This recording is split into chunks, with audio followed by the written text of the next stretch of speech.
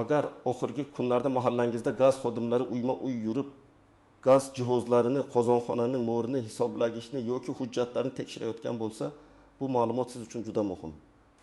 Chunki ayrim holatlarda oddiy ko'ringan xato katta jarimaga, gazdan uzilishga, hatto uy-joy bilan bog'liq jiddiy muammolarga olib kelishi mumkin. Men bugun sizga hammasini oddiy tilda tushuntiraman. Kim xavotir olish kerak? Kim xavotir olmasligi kerak? 302 million so'mgacha jarima deganda nimani tushunish kerak? Gaz xodimi kelganda qanday harakat qilish kerak? Va uyni saqlab qolish uchun nimalarni oldindan to'g'rilab qo'yish zarur. Videoni oxirigacha ko'ring. Chunki eng muhim amaliy qadamlarni oxirgi qismda aytaman. Hozirning o'zida kanalga obuna bo'ling, like bosing. Chunki bu mavzu faqat bir oilaga emas, gazdan foydalanayotgan deyarli har bir xonadonga tegishli. Oldin ko'p joylarda gaz bilan bog'liq nazorat unchalik qat'iy sezilmas edi. Odamlar yillar davomida eski gaz plitasidan, qo'lbola ulangan isitish pechidan, hujjatsiz almashtirilgan qozondan yoki mo'risi noto'g'ri chiqarilgan suv isitgichdan foydalanib kelgan. Kimdir hisoblagich joyini o'zgartirgan, kimdir gaz quvuriga ustadan so'ramasdan qo'shimcha ulanish qilgan. Kimdir esa mahallada hamma shunaqa qilgan deb o'ylab, masalaga jiddiy qaramagan. Lekin hozir vaziyat o'zgargan. Gaz tizimida nazorat kuchaymoqda. Buning sababi faqat pul yoki jarima emas, asosiy sabab xavfsizlik. Oxirgi yillarda gaz sezib chiqishi, is gazi bilan zaharlanish, portlash, noqonuniy ulanishlar, hisoblagichga aralashish, texnik me'yorlarga rioya qilmaslik kabi holatlar ko'p muhokama qilinyapti. Davlat organlari ham, gaz ta'minoti korxonalari ham bunday xavflarni kamaytirish uchun uyma-uy tekshiruvlarni kuchaytirishi tabiiy. Men bu yerda bir narsani aniq aytaman. Tekshiruv kelgani avtomatik ravishda siz aybdorsiz degani emas. Gaz xodimi kelishi mumkin, hujjat so'rashi mumkin, jihozlarni ko'zdan kechirishi mumkin. Lekin siz ham iste'molchi sifatida huquqlaringizni bilishingiz kerak. Har qanday odam kelib, men gazdanman deb eshikni taqillatdi degani siz darrov uyga kiritishingiz shart degani emas. Xodim kimligini tasdiqlashi, xizmat guvohnomasini ko'rsatishi, tekshiruvning maqsadini tushuntirish kerak. Agar davlatnoma tuzilsa, siz uni o'qib chiqishingiz, rozi bo'lmasangiz izoh yozishingiz kerak. 320 million jarima masalasiga keladigan bo'lsak, bu raqam odamlarni cho'chitadi. Bunday katta summa odatda oddiy uyda gaz plitasining shlangi eskirib qolganiga qo'yiladigan mayda jarima emas. Bunday miqdor ko'pincha noqonuniy ulanish, gazdan hisoblagichsiz yoki hisoblagichni chetlab foydalanish, hisoblagichga qasddan aralashish, tadbirkorlik obyektida katta hajmda gazni noqonuniy sarflash. Zarar miqdori juda katta bo'lgan holatlar bilan bog'liq bo'lishi mumkin. Shuning uchun har bir holatni alohida tahlil qilish kerak. Birinchi navbatda gaz quvuriga o'zboshimchalik bilan ulanish qilganlar xavotir olishi kerak. Masalan, hovlida bitta gaz plitasi rasmiy ulangan, lekin keyinchalik qo'shimcha ravishda tandir, issiqxona, hammom, qozonxona yoki kichik sekka gaz tortilgan bo'lsa, bu juda xavfli holat. Men ustaga pul berganman. Qo'shnim ham shunday qilgan. O'sha paytda ruxsat kerakligini bilmaganman degan gaplar tekshiruvda muammoni hal qilib bermaydi. Gaz tarmog'i bilan bog'liq har qanday o'zgarish rasmiy tartibda bo'lishi kerak. Ikkinchi toifa hisoblagichga aralashgan yoki hisoblagich plombasi buzilgan xonadonlar. Plomba tushib qolgan bo'lsa ham uni beparvo qoldirish mumkin emas. Chunki tekshiruv paytida plomba yo'qligi aniqlansa, xodimlar buni noqonuniy aralashuv belgisi sifatida rasmiylashtirishi mumkin. Men amaliyotda shunday holatlarni ko'rganman. Odam aslida hisoblagichga tegmagan, lekin remont paytida plomba shikastlangan. Keyin esa hech kimga xabar bermagan. Oradan bir yil o'tib tekshiruv kelganda katta qarzdorlik hisoblangan. Shuning uchun plomba, hisoblagich oynasi, korpusi yoki gaz quvurida shubhali holat bo'lsa, kutib o'tirmasdan darhol gaz tashkilotiga yozma murojaat qilish kerak. Uchinchi toifa gaz jihozlarini ruxsatsiz almashtirganlar. Masalan, avval oddiy gaz plitasi bo'lgan, keyin uy egasi kuchli isitish qozoni o'rnatgan yoki eski suv isitgich o'rniga yangi kolonka qo'ygan, lekin loyiha, texnik shart, montaj hujjati yoki servis xulosasi yo'q. Gaz jihozining quvvati, joylashuvi, shamollatish tizimi, mo'ri talabi bor. Bularning hammasi ustaning ko'zi bilan emas, me'yor asosida bo'lishi kerak. To'rtinchi toifa uyni ijaraga berganlar. Ko'p uy egalari men u yerda yashamayman, ijarachi nima qilganini bilmayman deb o'ylaydi. Lekin mulk egasi sifatida mas'uliyat baribir sizga qaytib kelishi mumkin. Ijarachi gaz quvuriga aralashgan bo'lsa, hisoblagichni buzgan bo'lsa, Gazdan qarzdorlik qilgan bo'lsa, keyin kelib muammo sizning uyingizga yopishadi. Shuning uchun ijaraga berilgan uyda gaz hisoblagichi plomba jihozlar holatini kamida oyda bir marta tekshirish kerak. İcara shartnomasida kommunal to'lovlar va gaz jihozlaridan foydalanish bo'yicha alohida band bo'lishi kerak. 5-toifa tadbirkorlik faoliyati gazdan foydalanayotganlar. Uy hovlisida non yopish, somsa qilish, issiqxona isitish, kichik ishlab chiqarish, hammom, oshxona yoki sex yuritish uchun maishiy gazdan foydalanilayotgan bo'lsa, bu juda katta xavf tug'diradi. Maishiy tarif va tadbirkorlik ehtiyoji uchun gazdan foydalanish tartibi bir xil emas. Agar gaz sarfi aslida biznes uchun ketayotgan bo'lsa, lekin hujjatda oddiy xonadon sifatida turgan bo'lsa, hisob-kitob juda katta chiqishi mumkin.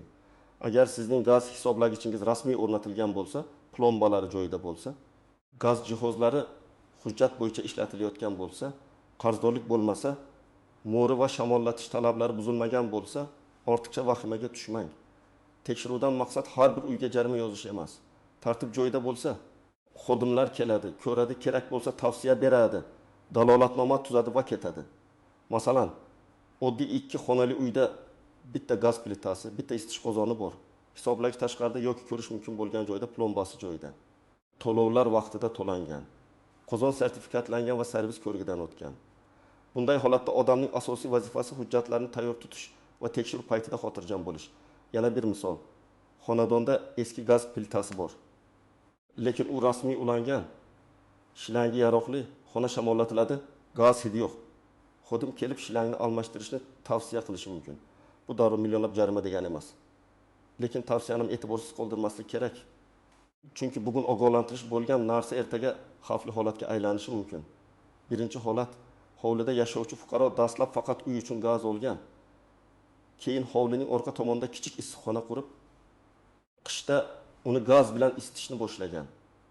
Hisoblagichdan keyin qo'shimcha g'ur tortilgan. Lekin bu o'zgarish hech qayerda rasmiylashtirilmagan. Gaz xodimlari tekshiruvda qo'shimcha ulanishni ko'radi. Bu yerda masala faqat gaz ishlatibdi emas, balki loyiha buzilgan, xavfsizlik tekshirilmagan, gaz sarfi maishiy ehtiyojdan tashqariga chiqqan. Natijada hisob-kitob qayta ko'rib chiqilishi, zarar hisoblanishi, gaz uzilishi va jarima masalasi ko'tarilishi mumkin. Ikkinchi holat, xonadon egasi hisoblagich joylashgan devorni ta'mirlaydi. Usta ishlayotgan paytda plomba shikastlanadi. Uy egasi mayli keyin aytaman deb yuradi. Oradan bir necha oy o'tadi. Tekshiruv kelganda plomba yo'qligi aniqlanadi. Uy egasi tushuntiradi, lekin yozma murojaat vaqtida berilmagan. Endi isbotlash qiyinlashadi. Men bunday vaziyatda har doim aytaman. Plomba buzildimi? Shu kunning o'zida arza bering. Arzani ro'yxatdan o'tkazing, nusxasini saqlang, imkon bo'lsa rasmga oling. Uchinchi holat.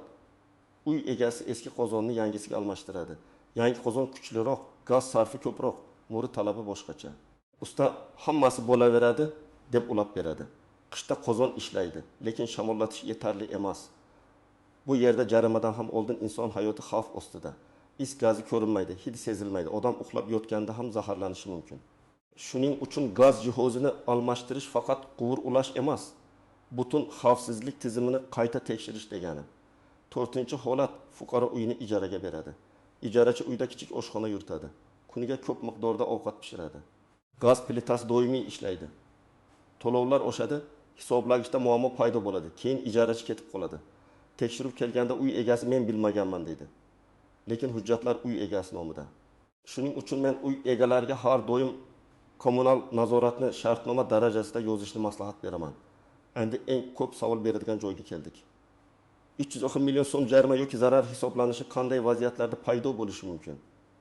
Odatda bunday katta summa gazdan noqonuniy foydalanish hajmi katta bo'lsa, uzoq muddat davom etgan bo'lsa yoki tadbirkorlik faoliyatida sarflangan bo'lsa yuzaga keladi. Bu yerda faqat jarima emas, yetkazilgan zarar, qayta hisob-kitob, undirish, sud jarayoni kabi masalalar ham bo'lishi mumkin. Masalan, oddiy xonadon bir oyda shartli ravishda 30 kub gaz ishlatsa, noqonuniy ulangan issiqxona yoki ishlab chiqarish obyekti minglab kub gaz sarflashi mumkin. Agar bu bir oy emas. Bir necha oy yoki bir necha yil davom etgan deb hisoblanadigan bo'lsa, summa juda tez kattalashadi. Shu sababli men o'zgina ishlatdim degan gap amalda hujjat bilan isbotlanmasa, hisob-kitob organlar belgilagan tartibda qilinadi.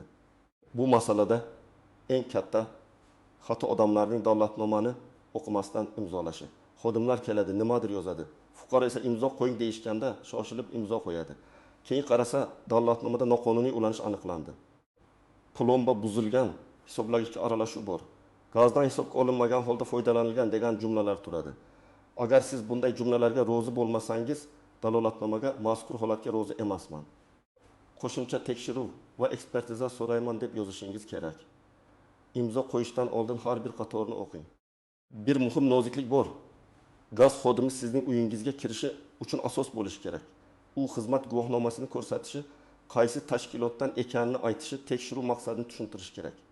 Agar sizda shubha bo'lsa, darhol hududiy gaz ta'minoti tashkilotiga qo'ng'iroq qilib, kelgan xodim haqiqatan ham shu tashkilotdanmi, tekshiruv rejalashtirilganmi aniqlashtiring. Hozir firibgarlik holatlari ham uchrab turadi. Kimdir o'zini gaz xodimi deb tanishtirib, pul so'rashi, jarimani joyda yopamiz deyishi mumkin.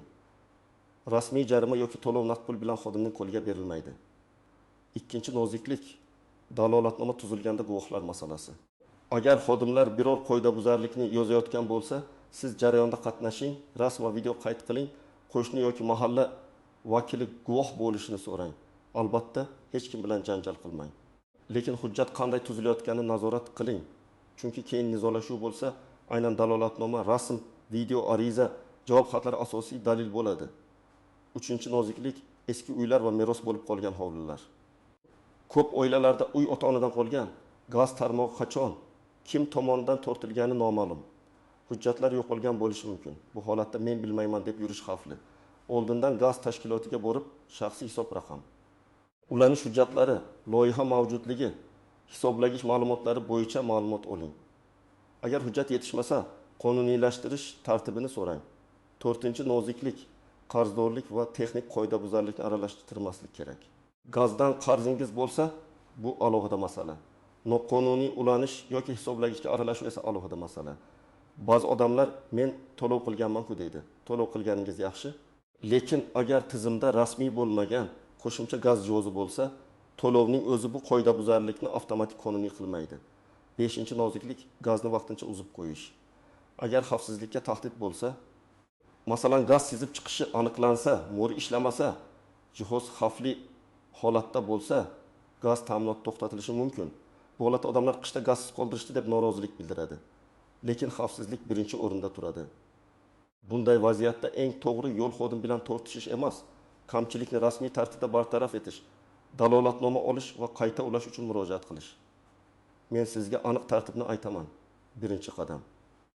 Eshikni ochganingizda xodimdan xizmat guvohnomasini so'rang. Ismi, familiyasi, lavozimi va qaysi tashkilotdan kelganini bilib oling. Agar u haqiqiy xodim bo'lsa, bundan norozi bo'lmasligi kerak. Ikkinchi qadam. Tekshiruv sababi va hajmini so'rang. Rejali tekshiruvmi, murojaat asosidami, avariya holatimi, hisoblagich ko'rigimi yoki xavfsizlik profilaktikasimi?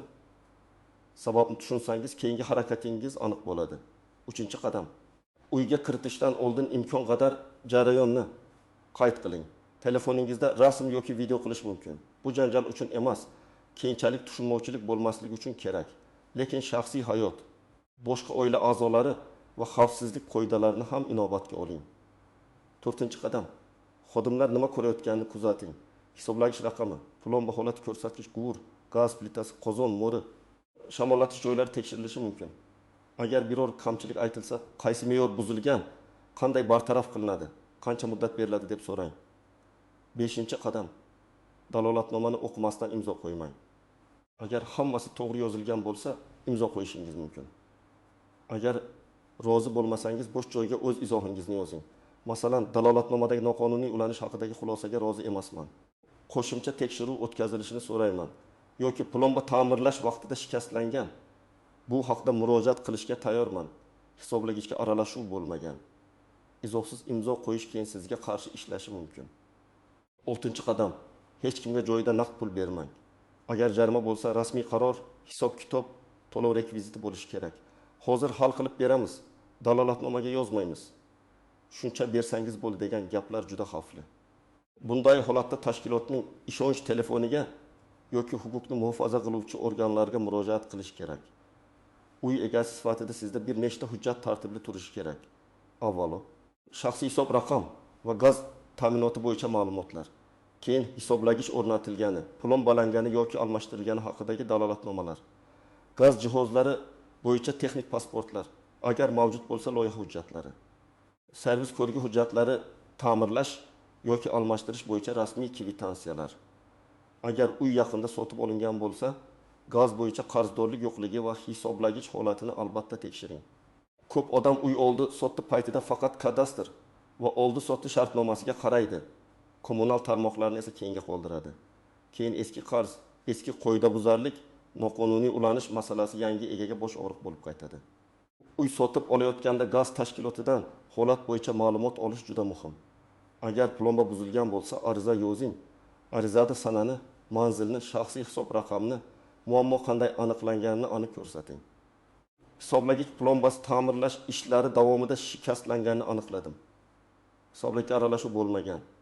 Mutaxassis yuborib, holatni ko'rib chiqishingizni va plombani qayta rasmiylashtirishingizni so'rayman. Arizani 2 nusxada tayyorlang yoki elektron murojaat qiling. Eng muhimi, murojaat qilinganini isbotlay olishingiz kerak. Agar gaz jihozini almashtirmoqchi bo'lsangiz, avval hududiy gaz tashkilotidan yoki litsenziyaga ega mutaxassisdan tartibni so'rang. Jihozni sotib olib ustaga ulatib qo'yish bilan ish bitmaydi. Ayniqsa isitish qozoni, suv isitgich, ko'p konforkel sanoat plitasi, tandir, issiqxona tizimi kabi jihozlarda ehtiyot bo'ling. Agar sizda katta qarzdorlik yoki noqonuniy ulanish bo'yicha da'vo paydo bo'lgan bo'lsa, vahima qilmang, lekin vaqtni ham boy bermang. Birinchi navbatda barcha hujjatlarning nusxasini oling. Dalolatnoma, hisob-kitob, qaror, ogohlantirish xati, suratlar, hisoblagich ko'rsatkichlari. Og'zaki gapga ishonib yurmasdan hammasini yozma shakliga keltiring. Ikkinchi qadam, dalolatnomadagi har bir bandni tekshiring. Sana to'g'rimi? Manzil to'g'rimi? Hisoblagich raqami to'g'rimi? Plomba raqami to'g'rimi? Qoidabuzarlik aniq tasvirlanganmi? Sizning izohingiz kiritilganmi? Amaliyotda xatolar bo'lishi mumkin. Bitta noto'g'ri raqam ham nizoda ahamiyatli bo'lishi mumkin. Uchinchi qadam, yozma e'tiroz bering. E'tirozda hissiyot bilan emas, fakt bilan yozing. Men rozi emasman deyishning o'zi yetmaydi. Nega rozi emassiz? Hisob-kitob noto'g'rimi? Ulanish sizniki emasmi? Plomba avvaldan shikastlanganmi? Tekshiruvda siz ishtirok etmagansizmi? Dalolatnoma nusxasi berilmaganmi? Bularni aniq yozing. 4-qadam, ekspertiza yoki qayta tekshiruv so'rang. Hisoblagichga aralashuv bor deb da'vo qilinsa, hisoblagich texnik ekspertizaga yuborilishi mumkin. Gaz quvuri bo'yicha nizo bo'lsa, mutaxassis xulosasi kerak bo'ladi. Mo'ri yoki qozon bo'yicha nizo bo'lsa, sertifikatlangan mutaxassis ko'rigi foydali bo'ladi. 5-qadam. Agar summa juda katta bo'lsa, yurist bilan maslahatlashing. 320 million so'm atrofidagi da'vo oddiy maishiy masala emas. Bu mol-mulkka ta'sir qilishi, sudga chiqishi, majburiy undirishga olib kelishi mumkin. Bunday vaziyatda o'zim borib gaplashaman deb yurish yetarli bo'lmasligi mumkin. Hujjatlarni to'g'ri tayyorlash, muddatlarni o'tkazib yubormaslik va e'tirozlarni asoslash kerak. 6-qadam. Agar qarzdorlik tan olingan bo'lsa, bo'lib to'lash masalasini ko'taring. Ba'zan odam qarzni butunlay inkor qila olmaydi, lekin bir yo'la to'lash imkoniyati yo'q. Shunda rasmiy ariza bilan to'lov jadvali, muddat, kelishuv tartibini so'rash mumkin. Bu hammasi albatta yozma bo'lishi kerak. Birinchi xato xodimlar bilan janjallashish. Bu hech narsani hal qilmaydi. Aksincha, vaziyatni yomonlashtiradi. Sizning kuchingiz ovoz balandligida emas, hujjatda, dalilda va to'g'ri yozilgan e'tirozda. Ikkinchi xato, keyin hal qilaman deb yurish. Gaz bo'yicha dalolatnoma tuzilgan bo'lsa, muddatlar juda muhim. E'tiroz, ariza, shikoyat qayta ko'rib chiqish talabi vaqtida berilishi kerak. Bir necha oy o'tib borsangiz, ko'p imkoniyatlar boy berilgan bo'lishi mumkin. 3-xato. Norasmiy ustalarga ishonish.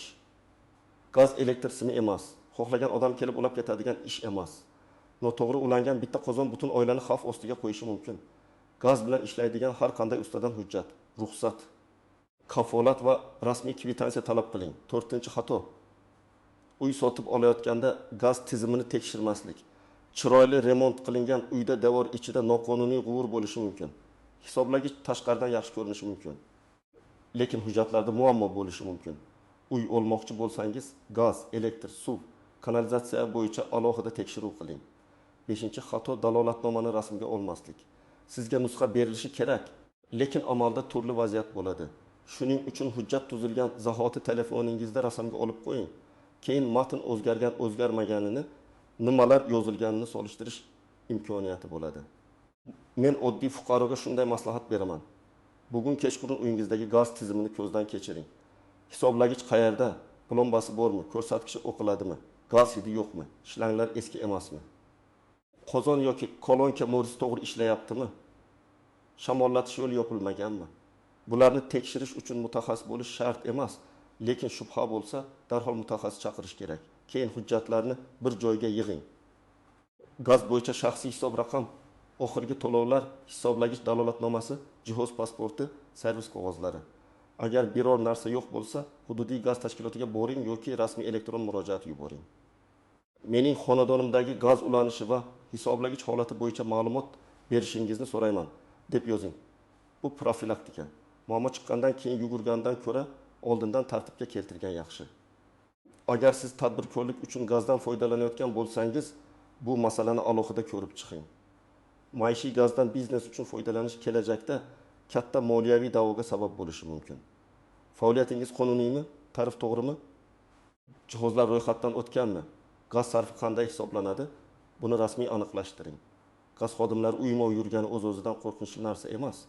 Qo'rqinchli narsa hujjatsiz ulanish, buzilgan plomba, ruxsatsiz jihoz, xavfli qozon, noto'g'ri mo'ri va o'qimasdan imzo qo'yilgan dalolatnoma.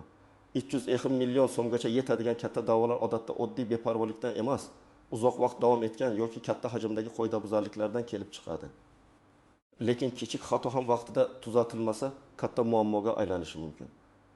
Mening tavsiyam aniq. Gaz tizimini tartibga keltiring, hujjatlarni yig'ing, xodim kelganda guvohnoma so'rang, dalolatnomani o'qing, rozi bo'lmasangiz izoh yozing. Hech kimga norasmiy pul bermang va katta summa chiqsa, darhol yozma e'tiroz tayyorlang. Uy-joyni saqlab qolishning eng ishonchli yo'li masalani kechiktirmaslik va hammasini hujjat bilan yuritishdir. Sizning mahallangizda ham gaz xodimlari uyma-uy yurib tekshirib o'tkazyaptimi? Qanday savollar berishyapti? Qanday hujjat so'rashyapti? Izohlarda yozib qoldiring. Bu boshqalarga ham foydali bo'ladi. Videoni foydali deb bilsangiz, like bosing, kanalga obuna bo'ling va yaqinlaringizga yuboring. Chunki bitta to'g'ri ma'lumot butun oilani katta jarima va xavfdan saqlab qolishi mumkin.